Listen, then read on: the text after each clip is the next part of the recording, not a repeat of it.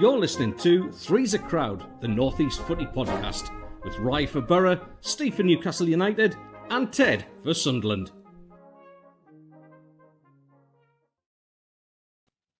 Good morning, everybody. I said good morning, everyone. Welcome to Three's a Crowd Podcast, the only North East football podcast where we talk Newcastle, Sunderland, and Middlesbrough with a bit of banter, a bit of laugh with these two lads beside me. And it's a good morning to you, Mr. Steve Wraith.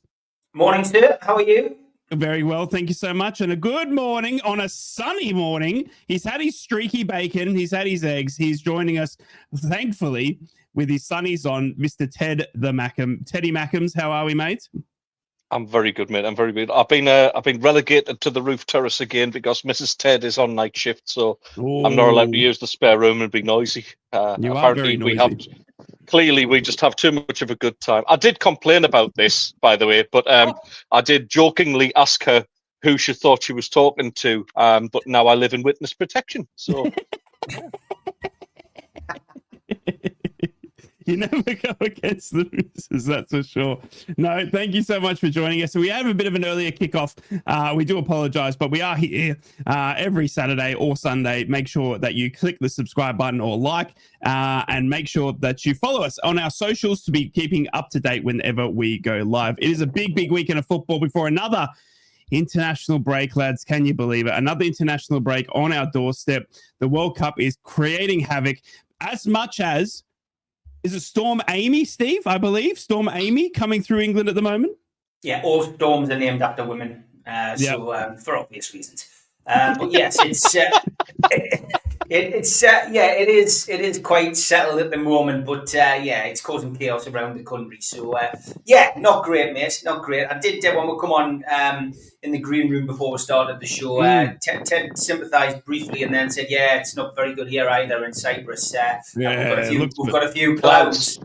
Yeah, looks it. Yeah, looks it. Doesn't it? Looks it. We all have to suffer. Let's get into the football. We have got a massive weekend of football. None other than Teddy Mackham taking on Man United, who could do with a win or six. I tell you what, it's going to be an amazing game there going over to Man United, Sunderland. It's been a while since you've versed Man United, I do believe, but it's a good old trip to Old Trafford. Might be falling apart, as is the club. But a good time to take advantage today, Teddy boy. And then Middlesbrough, obviously, you're travelling down to Portsmouth, second time there down to the South Coast in a week. And Newcastle are taking on Nottingham Forest, where Big Ange, our big Australian, is struggling at the moment for a win. But can Newcastle get back into form after that?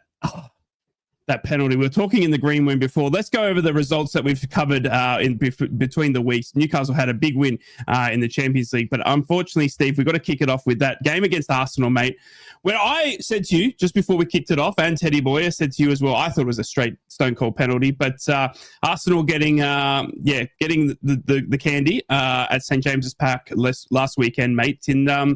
what I thought was an unfortunate game because of, the decisions and stuff like that. But look, Arsenal came out on top. Yeah, I went for a 2-1 win to Newcastle. I thought it would be a tight game. Fair play to Arsenal. Best Arsenal team I've seen at St James's for probably 5 or 6 years. They've, they came with a game plan. Arteta clearly had them wound up, and they reacted. And I think Arteta got everything right, including his substitutions. And, the amount of shots that they had on goal, you're talking 20 plus shots on goal from Arsenal last weekend. It was very un-Arsenal-like. So, credit to Arteta. Let's not take anything away from him. I think Newcastle would have counted themselves lucky if they'd sneaked a draw. They certainly didn't deserve a win. But, football, doesn't always work on the stats, and as far as Newcastle were concerned, I think they can count themselves hard done by that. Gabriel wasn't sent off for a punch in the face of Voldemort.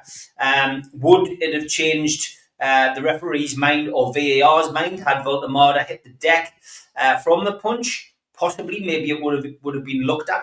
I don't even think it was looked at by VAR. I've watched the game back now, and there's no reference to it being looked at by VAR on the commentary, so you would imagine it wasn't. And of course, in the dying embers of the game, Newcastle find themselves, 1-0 up and then 2-1 down.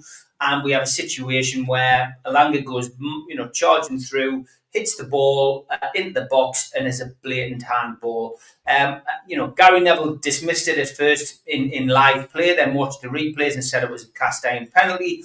And it's just disappointing, really, that, once again, consistency with officials lets us down. However, I'll always say the same. It does balance out over the course of a season when you're in the kind of position that Newcastle are. We're not going to go down. We're not going to win the title this year, but it balance out. It will balance out for us. So I'm not overly disappointed. What we did need was a quick response, and thankfully, with the games coming thick and fast, we managed to do that on Wednesday. The big blow, of course, last weekend was losing Tino Livramento. I hate to say there's a plus point when you have an injury, but Tino looked as if he'd gone down in a crumbled heap, and it was his ACL, which, of course, with the injury he had prior to signing for Newcastle when he was at Southampton.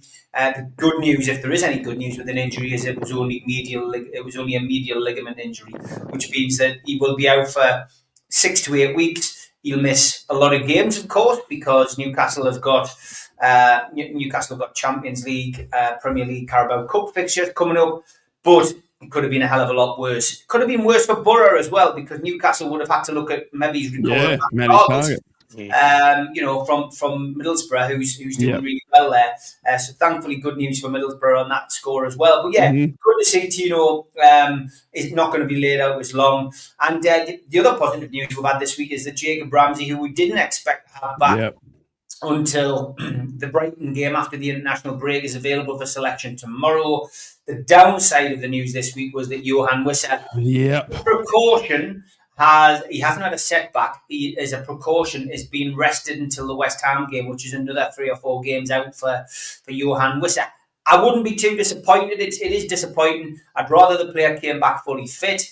And there's nothing wrong with Voltemada. Voltemada is doing very well. We need the wingers to start doing their bit, which they did on Wednesday, of course. But hopefully, that can lead to a decent performance, which we'll look ahead to against Forest tomorrow.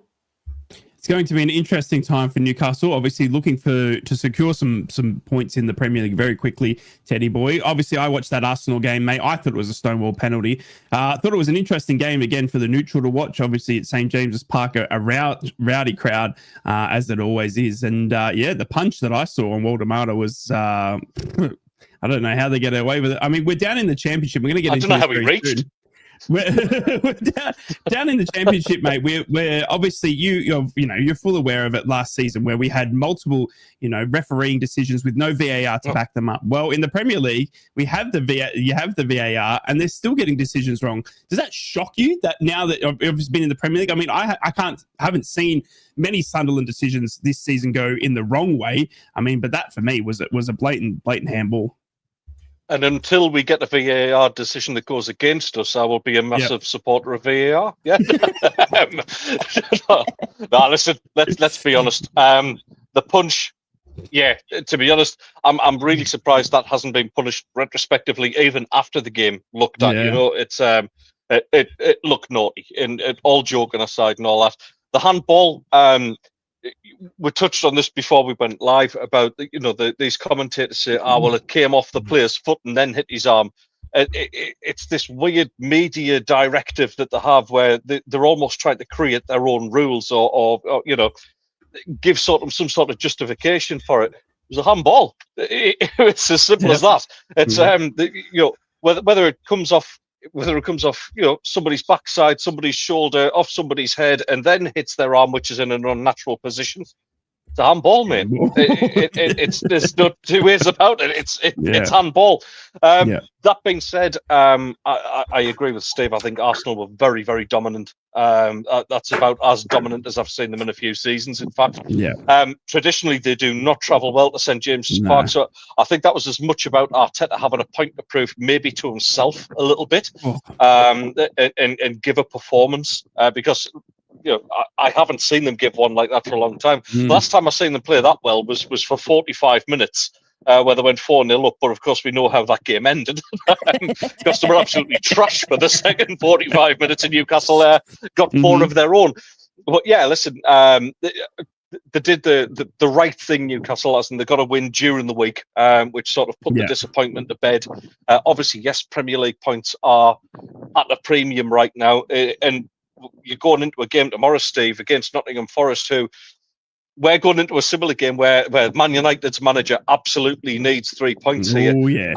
Ange needs 3 points as well. And I think both of us are going into games where their managers are going to be very, very nervous about how their team performs. Yeah, if there's any sort of indication of those, if either of those teams turn out a nervy performance, I think both Newcastle and Sunderland could have a whale of a weekend, to be fair. Yeah, not wrong. And I think obviously going into the international break as well, it gives those teams both time to probably make an announcement, if the results were to go poorly for them this weekend. I mean, Ruben Amorim has been on thin ice, you'd have to say. I mean, we've seen rumours all week of Jimmy Ratcliffe not having enough, and wanting to pull the pin, but then not wanting to pay him out. And then you got Big Ange, defending questions after 6 games, of being replaced. 24 days in charge. It's incredible. He's already under pressure. So it's a massive game, and we will get into that. Let's not gloss over the big win midweek as well, Stevie lad, mate. A big win against Union SG, 4-0 in the end. I mean, it was a fantastic performance by Newcastle United to bounce back from what was utterly a disappointing loss to Arsenal. I think there was some disappointment in the air. I mean, we were all disappointed more so that Mikel Arteta can't stay in his own touchline box. But, midweek, great performance in the Champions League, one you needed to bounce back from again against Barcelona, and did so with some statement as well. Yeah, I mean, let's not get carried away. It's a Belgian team. The Belgian Premier League is not the same as the English Premier League, but from a confidence point of view, it was a much needed boost for Newcastle and Anthony Gordon in particular. Anthony Gordon hasn't been digging up any trees in the last few games. He's looked a shadow of his former self. I think as well, all of the wingers have suffered greatly with the departure of Isak, and it's always going to take time to adapt to playing with a new type of forward, somebody who plays the game differently. Hopefully that game midweek will be almost like a blueprint how they move forward. Certainly starting with Nottingham Forest tomorrow. But yeah, listen, good performance. I'm not convinced about the second penalty. The first penalty, yes. The second penalty, no.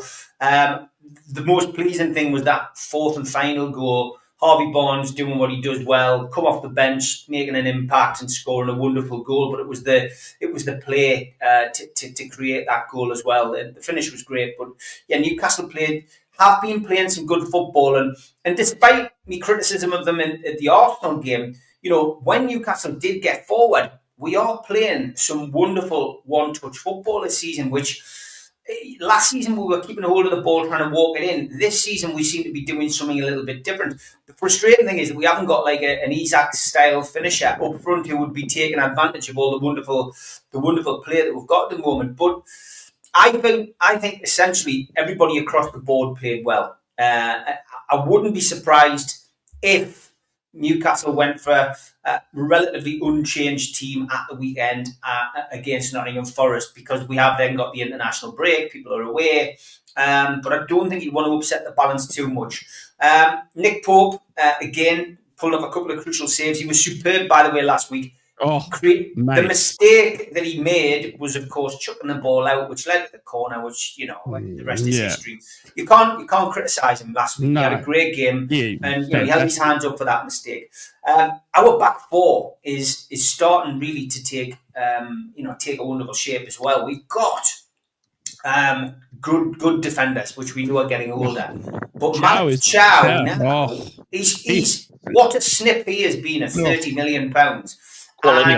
And Sven Botman has finally, by the looks of it, I'm going to touch wood, got over these injury problems that he's had. And he literally looks the Colossus that we signed. So, we've got great backup at full-backs, we've got great centre-halves, we've got 2 good goalkeepers. Nothing wrong with that back four at all. The midfield, as we know, we're doing well. Credit to Lewis Miley, who came in.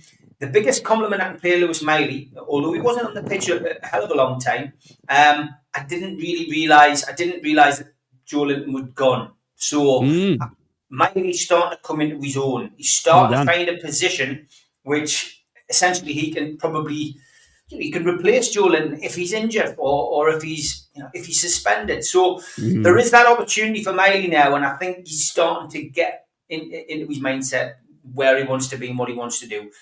We've got no problem with our wingers. They just need to learn how to play with Altamara. And Asula is growing more confident with the more game time he has on the pitch. Agreed. And he's starting to create problems for back fours when he comes on. So I think we're doing okay. We haven't had a great start. We haven't had an easy start. And there are going to be easier games on the horizon. So I am still confident with Newcastle. But yeah, it was a great win. Very pleased with it. First away win in the Champions League for a long time, but biggest away win we've ever had in the Champions League. 4-0. Very impressive. Very pleased. Sets us up nicely for 2:00 tomorrow. No, done very well. We have been looking back at the start of this Three's a Crowd pod. I hope you're enjoying your time. It's time to talk about Middlesbrough's performance against Stoke, which was a midweek game in the Championship. I'll still be quick. For Rob Edwards. Okay, Ted. Okay. All right. Just keep catching those seagulls, mate. It was the most frustrating game I think I've seen in Rob Edwards' tenure. I mean, it was a game of two halves. We played very well in the first half. The second half, we were absolutely abysmal. And it looked like Mark Robbins had come to play. Tactically, both teams were trying to get... It was a weird sort of link up to the game, and I don't know how to describe it to you, lads, but obviously Mark Robbins is the coach now of Stoke City, and we've got Adi Vivesh, who was his number 2 at Coventry for all those years when Mark Robbins was the coach of Coventry. Now, those two had a bitter splitting up to the point where they were not on talking terms, and they ended up having to be split up, in tunnels and stuff like this. Anyway, they both got dragged away, and then Mark Robbins goes on to greener pastures in Stoke. Adi Vivesh now with the Borough.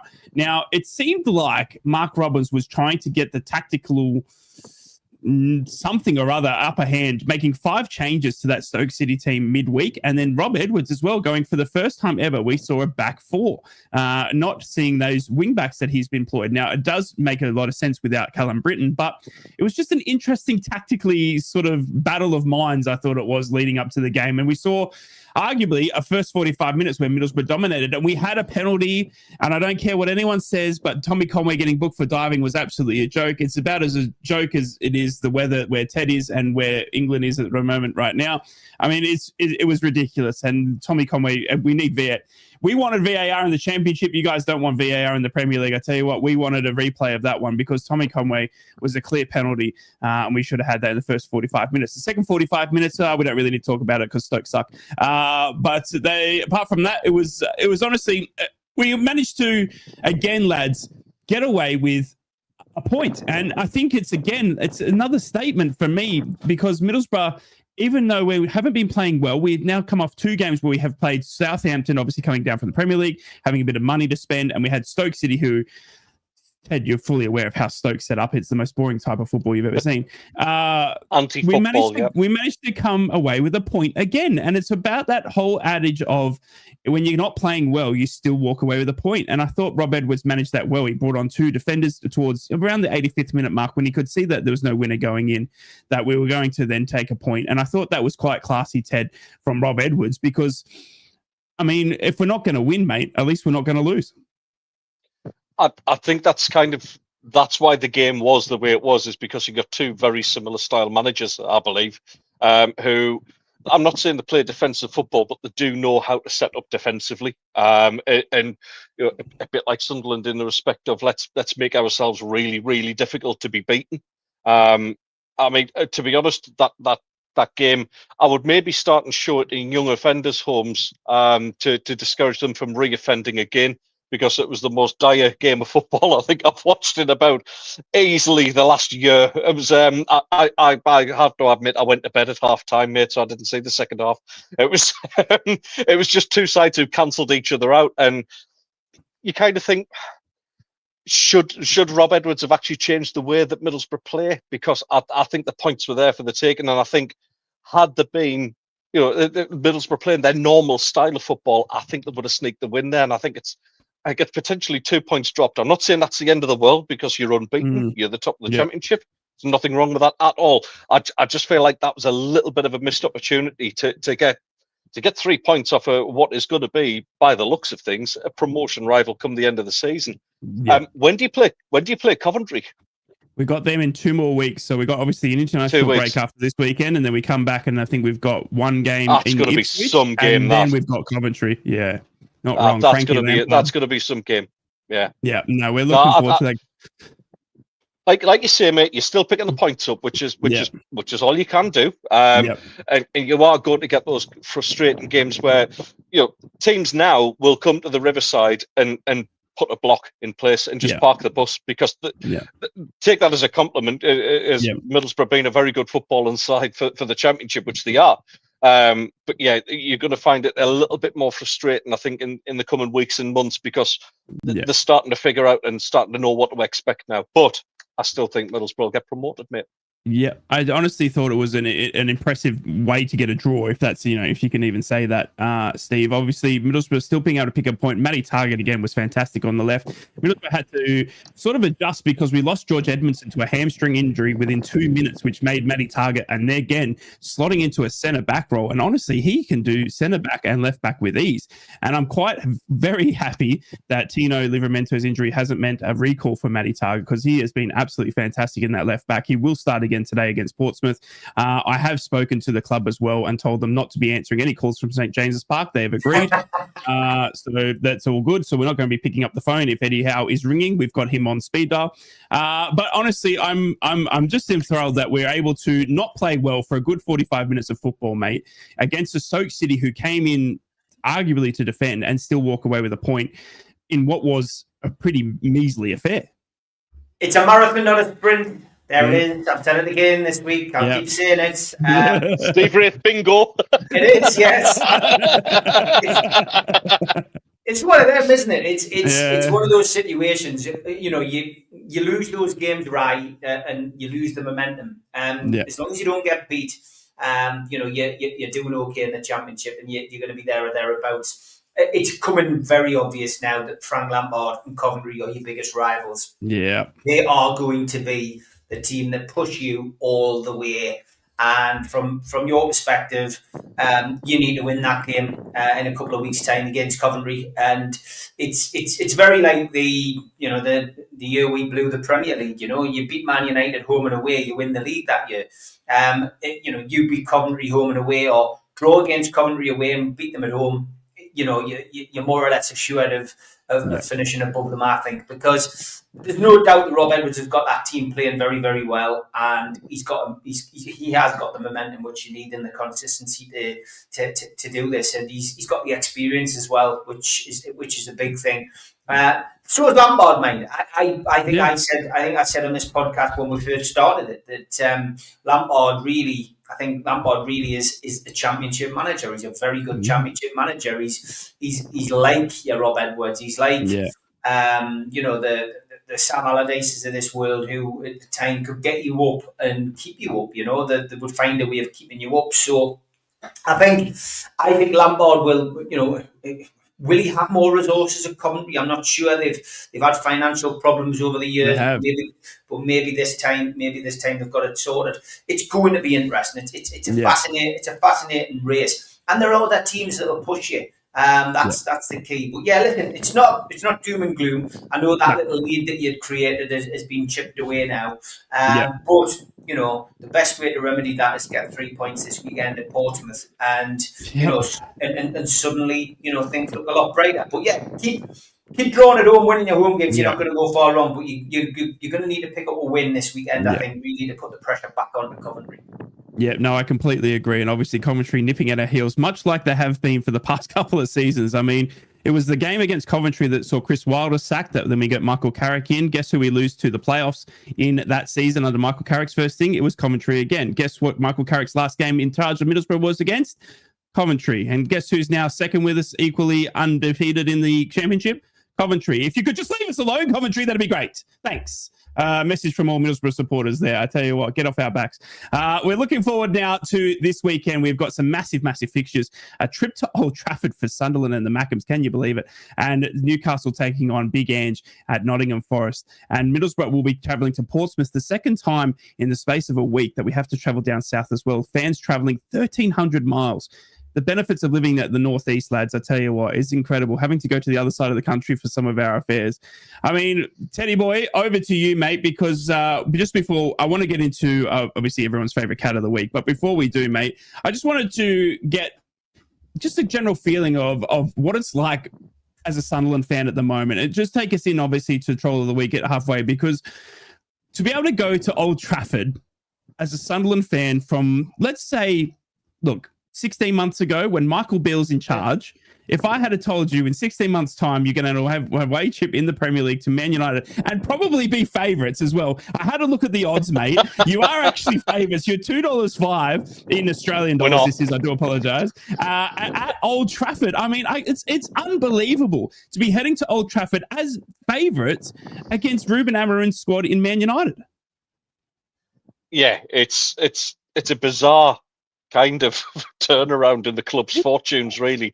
I'll give you a, for instance, I'm a little bit of a gamer. I love playing Xbox, so I've got the new FIFA, and I'm looking at FIFA, and they announced their team of the week, and there's a Sunderland centre back in there, and I'm kind of going, we've got a team in the Premier League, and one of our centre-backs is making Team of the Week in FIFA.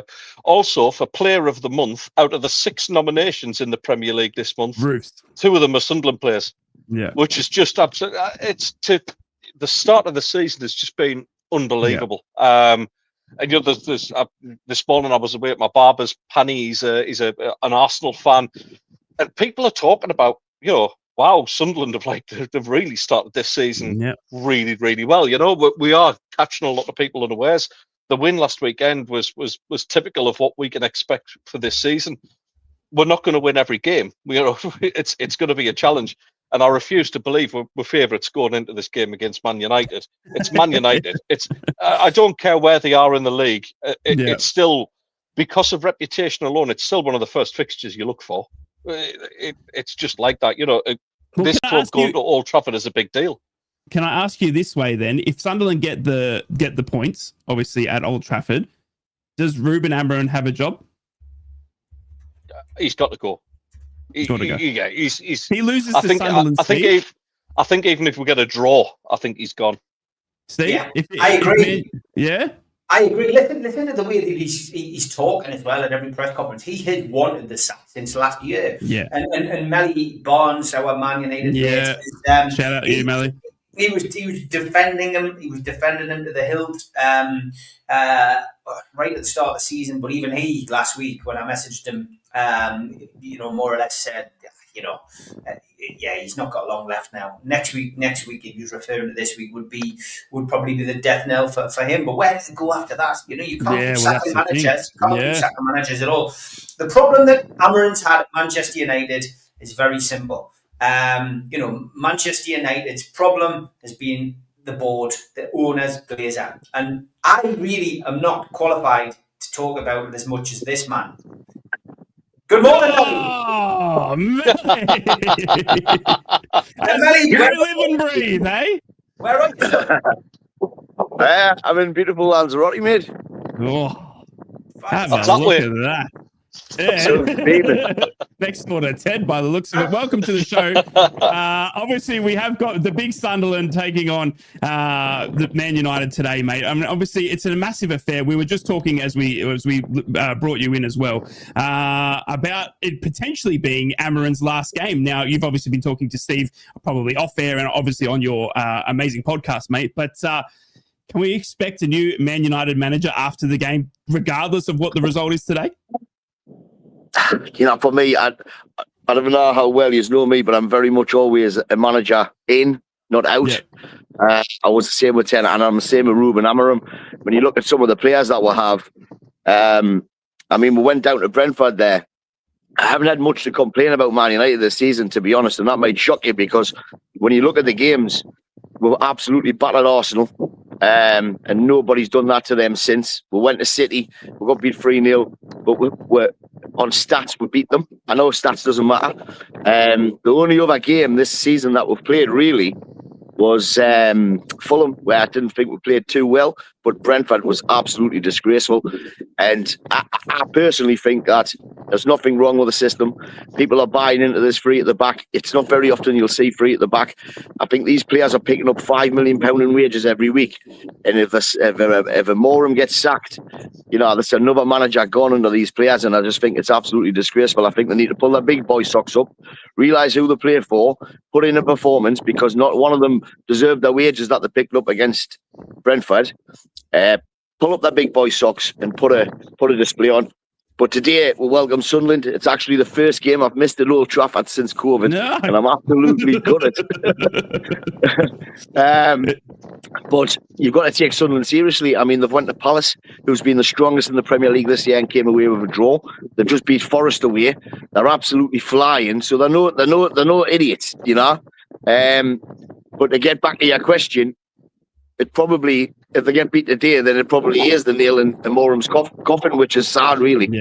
Yeah. No, it's going to be an interesting affair. Obviously, we were just talking to Teddy, and the disbelief of where Sunderland were 16 months ago to be now travelling in the Premier League as an away day to Old Trafford, and arguably going in as, some betting agencies have them as favourites as well, which is incredible to see, just given the saga around Man United. The biggest thing for me, obviously, I think, Melly, is that obviously the name that is Manchester United, to see a club that's, of Man United size. I mean, every kid, regardless, even down here in Australia, mate, regardless of who you are, you know who Man United is. Even if you've never watched football or soccer, as they call it down here in your life, you know who Man United is and you've ever heard of them. But it's incredible just to see where they are. And I think Ruben Amorim, and Steve, I want to ask you this, Melly, because Steve just said this just before we got you on as well. He thinks that Ruben's been angling to be leaving. I mean, the way he thinks he's been speaking and presenting himself in press conferences. Have you, as a fan, been able to pick up on his tone and the way he speaks, that he doesn't want to be there, or have you sort of seen just a man that's just so passionate, but it's just hurting him so much? You know what? Me and Melly speak all the time. We speak every weekend. We wind each other up, mind the gap, etc. But we're both football fans who go to games, which is quite important to both me and Melly. Home and away, we travel. We do the hard miles. And Melly knows what my opinion is about Amorim. I felt last season that Amorim wasn't happy. And again, this is only based on my opinion. I just feel Amorim walked in. I think he came in with all these ideas and what he wanted to do, like the managers who came in previous to him. And I just think it's not what it says on the tin. I think because he's walked into that club and they are in such a mess financially, I think he has not got the control over the things that he thought he had the control of, and I think that's a huge problem. For him, he's a successful manager. He's come from doing very well in another country. He left the club to come to Man United, and I think it's just shocked him. I think it's shocked him because Manchester United isn't just a football club. It's a worldwide football club. Everybody knows Manchester United, and I think what shocked Amorim is how bad things have been run behind the scenes. And I said Ratcliffe was a patsy. Ratcliffe's a fan. He lets his heart rule his head. He's come in, he's spent a lot of money, and he's not been able to change things either, because the Glazers, for me, I've said this on Melly's podcast, the Glazers for me will remain to be remain as the problem. But until they decide they've had enough and something happens with them, I just think you're always in this. So you're asking about the football related stuff. I just think Amorim's he looks like a rabbit in the headlights. And whenever he's plonked in front of the media, he hasn't got a clue what to say. And he contradicts himself. He comes out with things about, I think his press conference yesterday, I can't quote him verbatim, but he came up with something along the lines of, it's not about being sacked, it's about losing games. And I'm thinking, well, losing games gets you the sack. It was like a weird thing to say, and he's not doing it in a Cantona clever way. Like Cantona's a very intelligent guy who comes out with things which mean something. Amorim just hasn't got a clue what he's going on about. I think he's having a nervous breakdown, and I think for him, he's got to look at his health, but he's also got to look at his future in football management, because this really is embarrassing. And I don't understand. And Melly hadn't clocked on with this one. What did he take me centre half off for? What did he's done it 42 times. 42 times he's rotated the centre half in a game. And I'd love to know if that's part of the system or whether that's just he hasn't got a clue what he's doing. But I can't see anything other than, it's a funny game today because, Newcastle fan, you don't want Man United to win. You don't want Sunderland to win. Probably a draw will suit me. I was going to call it the Steve wants it to be the both want to be beaten 4-0 derby, isn't it? Really, that's the way you see it. Melly, I just want to ask you, mate. I mean, one of the things that I noticed in terms of, like I say, I still show this massive respect. I grew up watching Champions League football when we were down in Division 1 and having that respect for Man United.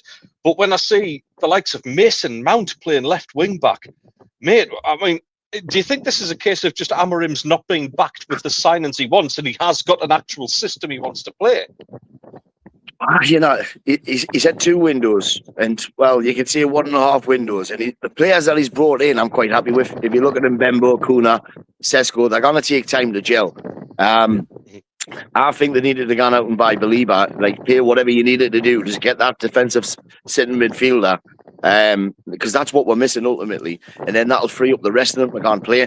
I think Kuna was bought because Bruno is basically on his last season, so he's going to replace Bruno.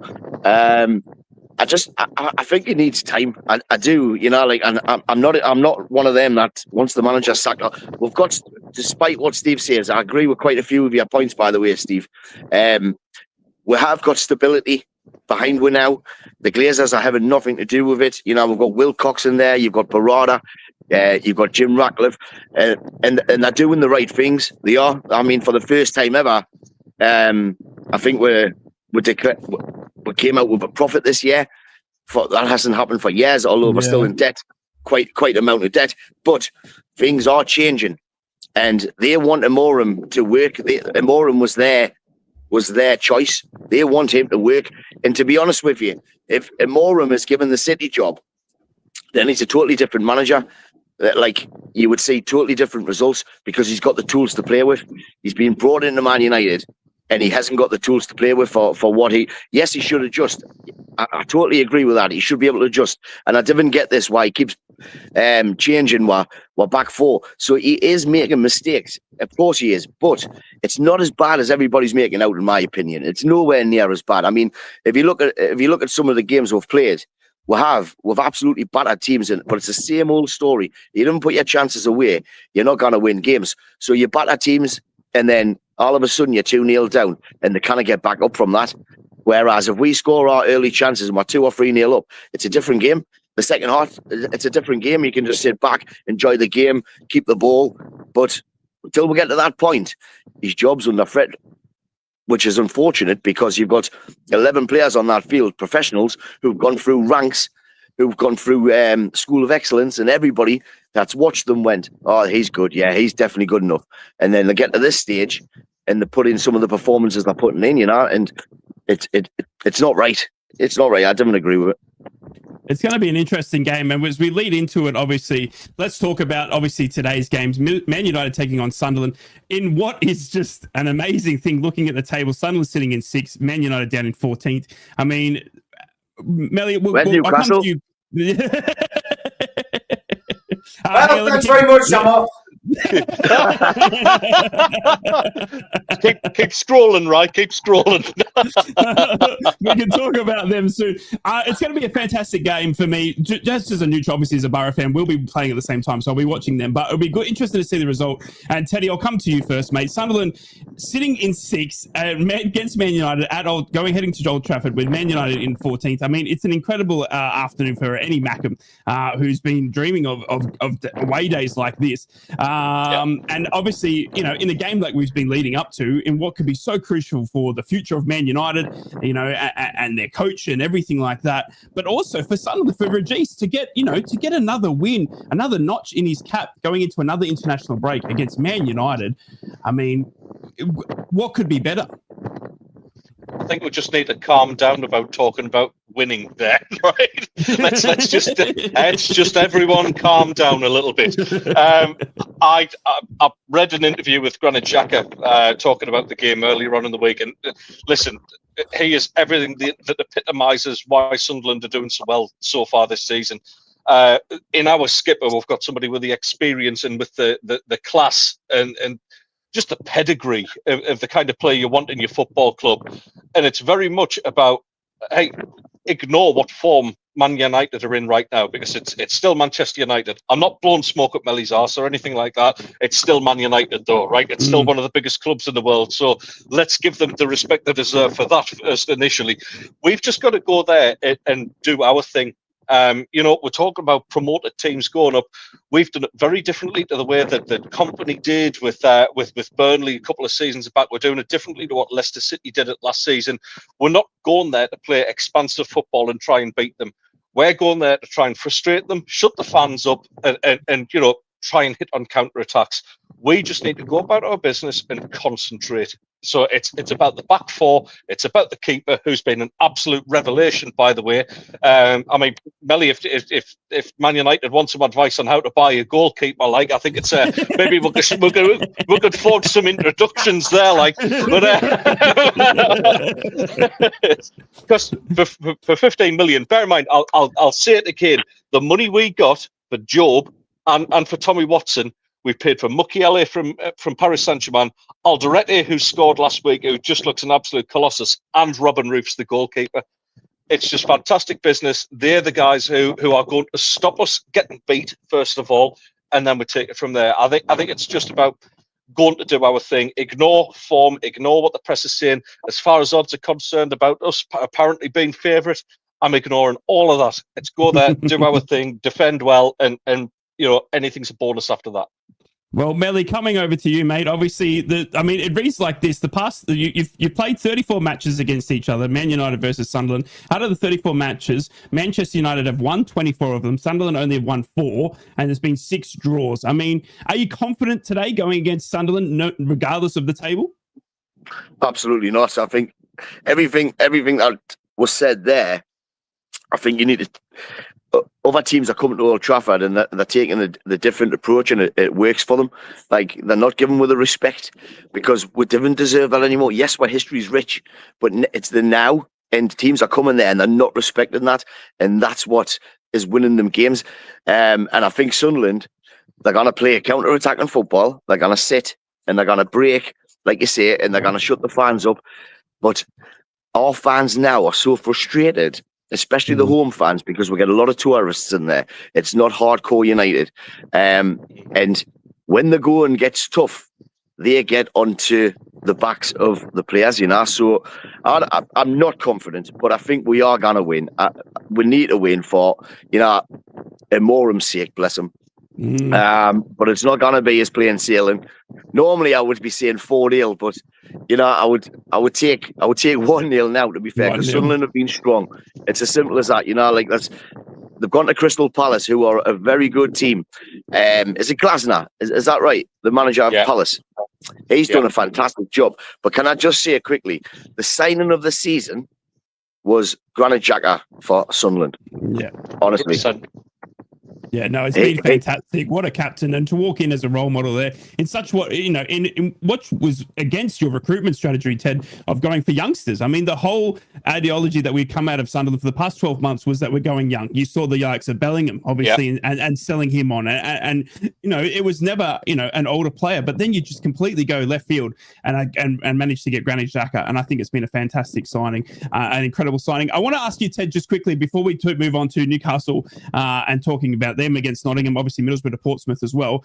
Ahmad, it's going to be interesting today. I can't remember the last time that you'd be facing much as a Sunderland fan as Ahmad was when he was on loan.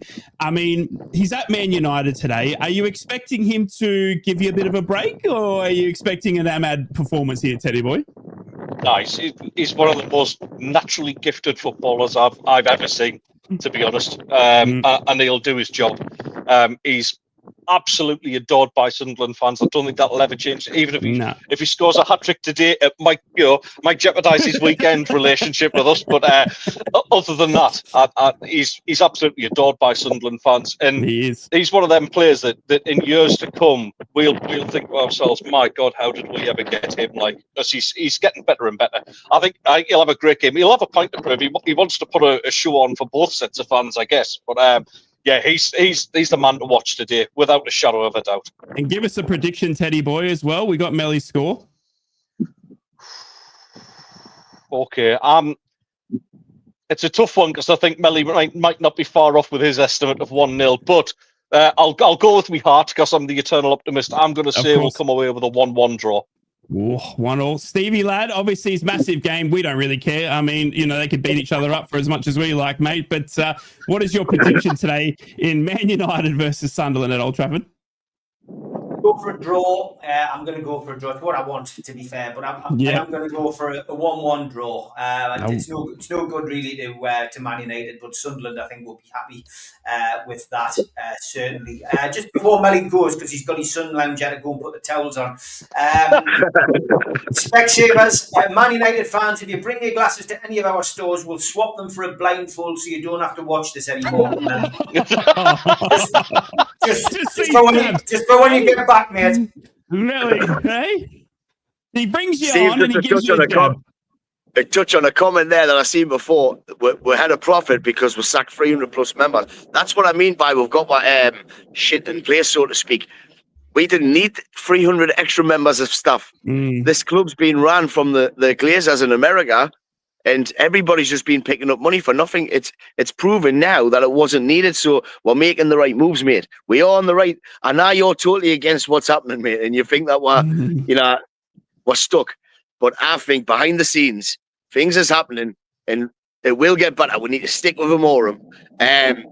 But I'm absolutely over the moon that Sunderland's above us in the league. Never mind us, honestly.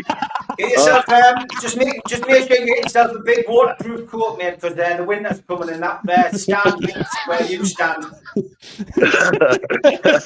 There's been more insults in the last 15 minutes than 2 series of this show. Watch out for them rats and mice running around as well. A little bit of fans there as well. Thanks for coming on. Thanks for being here. Thanks for talking Man United, as always. It was Melly. You can catch his podcast. And it was fantastic to have him on. Good friend of the show, good friend of Steve Wraith as well. Thank you for joining us, Melly, as always. Now, let's talk about Newcastle versus Nottingham Forest. Before we finish off the show, we're talking Middlesbrough versus Portsmouth away today. Let's go straight to Newcastle, where it's another similar story. I mean, there seems to be these similar stories. It's a big game for Ange Postecoglou in the Nottingham dugout. As Teddy said, he's only played, it's only been a certain amount of matches and he's already up for the sack. Steve, Newcastle going to Nottingham Forest. Elanga making his return as well. We have seen, there is a little bit of a spice in this one, I think, because Newcastle and Nottingham are sharing so many history of players. Obviously, Anthony Elanga now in Newcastle colours, but we still look at Chris Wood. I mean, I still think of Chris Wood in his time at Newcastle. Elliot Anderson as well, obviously. I mean, there's little stories and little pockets all over this game for me. But the biggest one for Nottingham Forest fans and for us Australians as well is, will Ange get the sack after this game? Yeah, I mean, this is huge for Ange Postecoglou. I feel sorry for the guy. I noticed there's been no comment about winning the trophy in his second season on this occasion. Doesn't look like he's going to get a second month, never made a second season. But yeah, I mean, look, he's come in, he's changed the system, he's dropping players left, right and centre, and it certainly hasn't gone down well. And I'm not saying it's all at the feet of Ange Postecoglou. The owner's got a lot to stand for at Forest. His knee-jerk reaction with Nuno hasn't gone down well in the dressing room. Nope. And it looks as if the unification in that dressing room is now, there's a split. They have got good players. It is still a dangerous team that we're playing against, and if they get their act together, they can cause Newcastle United problems. We just need to look back to Chris Wood winning, getting a hat-trick and Newcastle getting beat a couple of seasons ago. So for me, listen, you've still got to turn up, you've still got to be professional, you've still got to do the job. But yeah, we've got such a bounce from Wednesday night that I don't expect Newcastle to struggle with this one. Under Nuno Espirito Santo, Forest were ticking along. They did okay on the road. They got a 1-1 draw Palace, 1-1 draw Burnley. They did lose at Arsenal 3-0, which is no surprise. But yeah, under Ange Postecoglou, they've lost.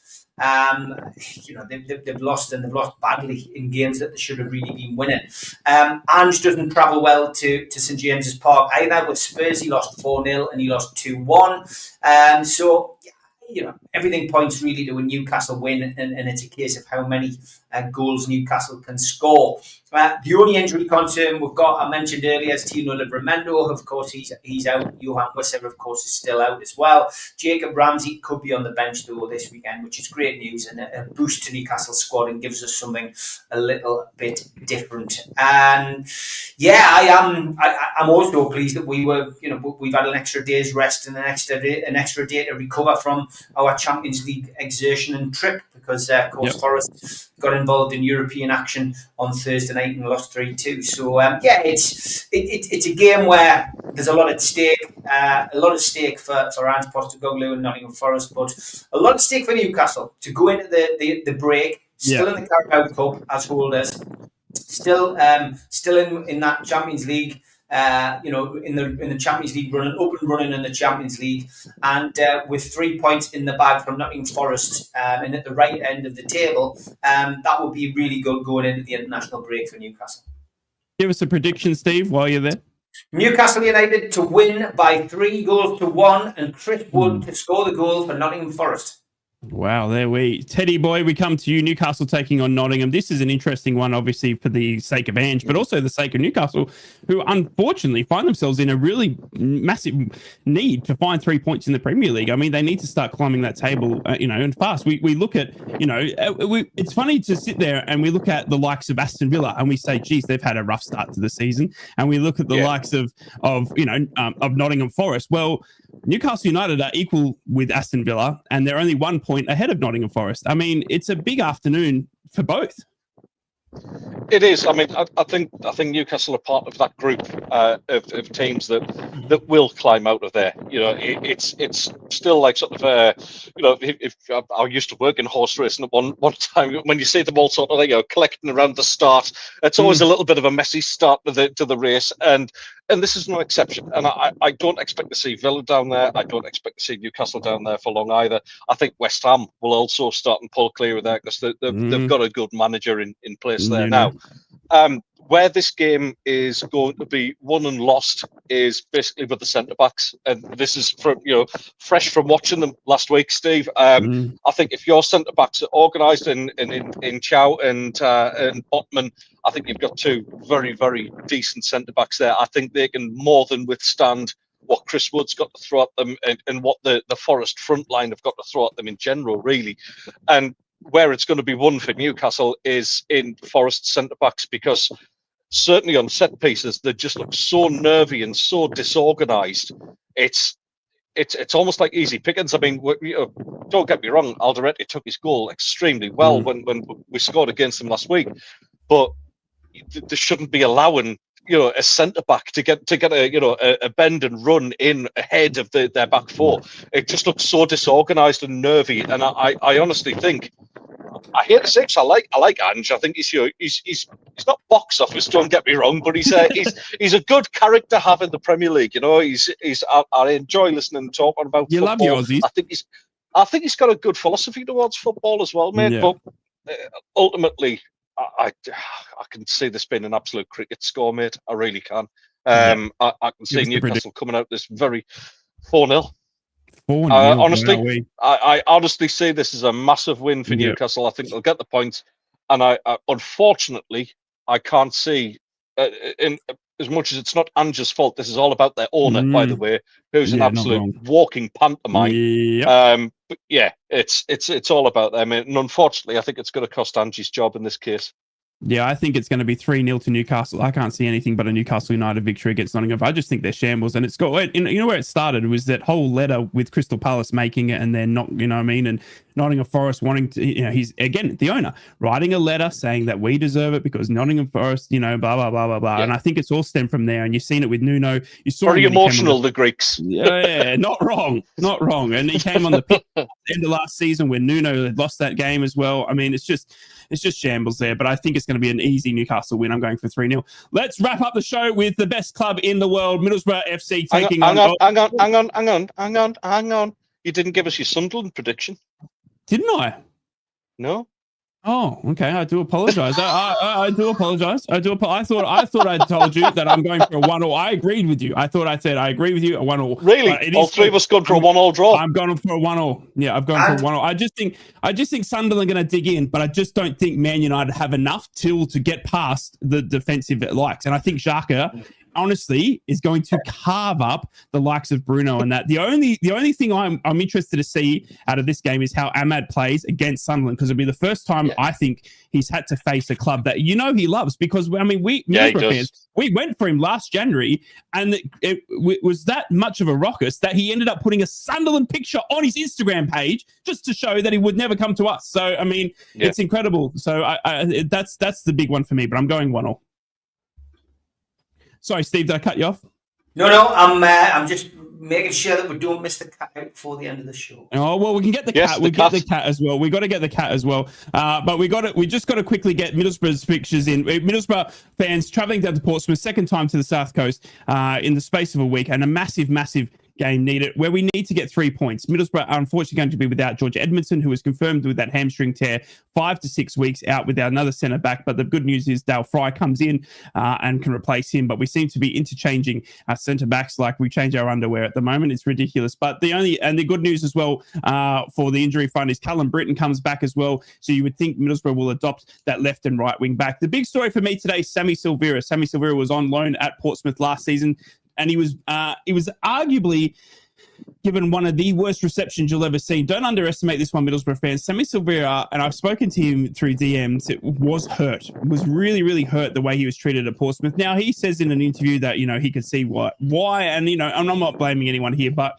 I really expect Sammy Silvera, if he gets a chance today, to have a really good performance against Portsmouth, because the way he was treated there was absolutely shocking. I mean, fans booing him to his car outside the arena. I mean, it went to a step too far when they take it outside of the game. So I thought it was a shocking way to treat Sammy Silvera, and it's the first time he's coming back. The best thing that he said to me, and the thing that I've heard from Sammy Silvera, is that Middlesbrough are like a family, and we are going to be like a family getting around Sammy Silvera today, because he's one of our own now, and we're going to protect him. And I'm going for a big Middlesbrough win today, lads. Portsmouth's languishing down the bottom of the championship. I think Middlesbrough can take advantage of that. We've had a tough couple of draws against Southampton and now Stoke, but I think we're going to be able to hit our straps today. I think David Strelic is going to get a bit more freedom, and we're going to see a little bit more freedom up the top, which gives us those strikers. I'm going to go for 3-0 today, and then we'll get to the cat. Teddy boy, Middlesbrough versus Portsmouth.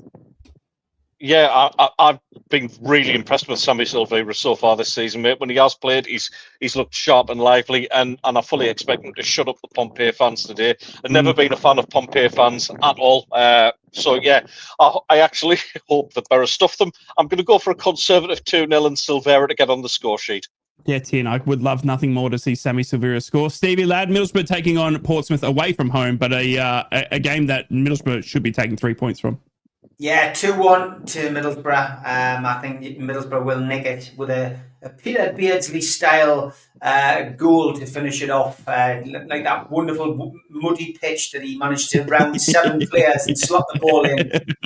So 2-1. 2-1. It is going to be an interesting affair. Make sure that if you are travelling today, you do take safe. Obviously, the storm is up and about. But before you go, we're not going anywhere. Sit back down, because before you go, we have to give you the time that everyone looks forward to. It's time for Troll of the Week.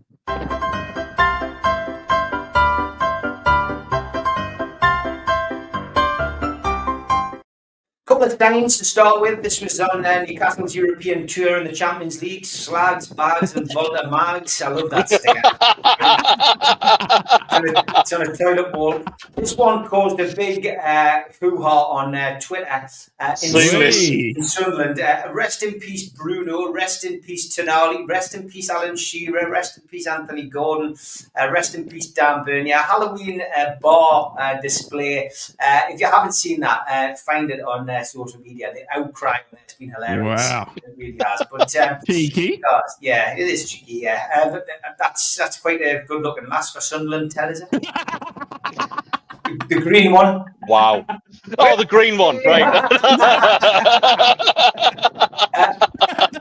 Alexander Isak, another photograph sent was of Alexander Isak shopping. Excellent. Thank you for this. This was a brilliant one as well. This is an Everton fan. No, was it not an Everton fan? An Ipswich fan, sorry. Walking to the match with a Newcastle United tattoo on his calf. Bizarre. Yeah, bizarre. What's happened there? I don't know. That is weird. A couple of late arrivals from the lads, in case it kicks off at the Vets. And when you leave an away game with 3 points... Ever been stopped taking something into the match? Maybe you have, maybe you haven't. This guy wasn't stopped taking a deer into the game. Unbelievable. Yes, and Nottingham Forest. It must have been a stag. Must have been a stag. Well believe done, Teddy boy. We don't plan this show, but this is a stag do. This is a Middlesbrough fan who's been taken by his mates with a Newcastle United top on and some Sunderland shorts. Oh, no. Unlucky, lad. Excellent. And the final two, we've got a similar theme, lads, this week. This one, Frank Chipper was back on form. Harvey Barnes' goal against Union St. Giles means he and his father, John, are the first father and son to score for the same team in Champions League history. Yes, people believed it. But the winner, by country mile, is this one, lads. I love this. I really do. Breaking, John Barnes has been declared bankrupt after the Liverpool legend ran up debts of 1.5 million. Jimmy replies, "You've got to spend and save, but do that right time." That's excellent. Brilliant stuff. That's it.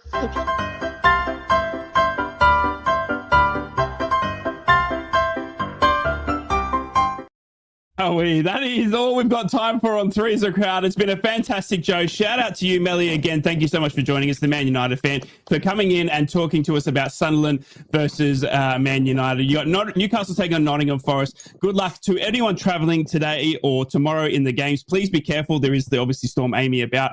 It's going to be an interesting affair. We will be back during the international break next week, but make sure you like and subscribe and consider commenting. Let us know down below if you're a travelling supporter and how you go in the Storms. Please be safe out there and take care of one another. Up the Middlesbrough, up the Mackhams, and up the Geordies as we go into another international break. Can you believe it? They're taking club football away from us again for 2 weeks, but it's going to be a massive afternoon. Good luck to everyone. Make sure you like and subscribe. Thank you for joining us. Thank you for over 500 watching live as well. I cannot believe it. Every week I'm saying the same thing. Over 500 of you tuning in live. I cannot believe it. Thank you so much to each and every one of you. Love you all. Take care of one another, and we'll be back next week for more Three's a Crowd, the North East Football Podcast. Three's a Crowd podcast will return. That's not a threat, it's a promise.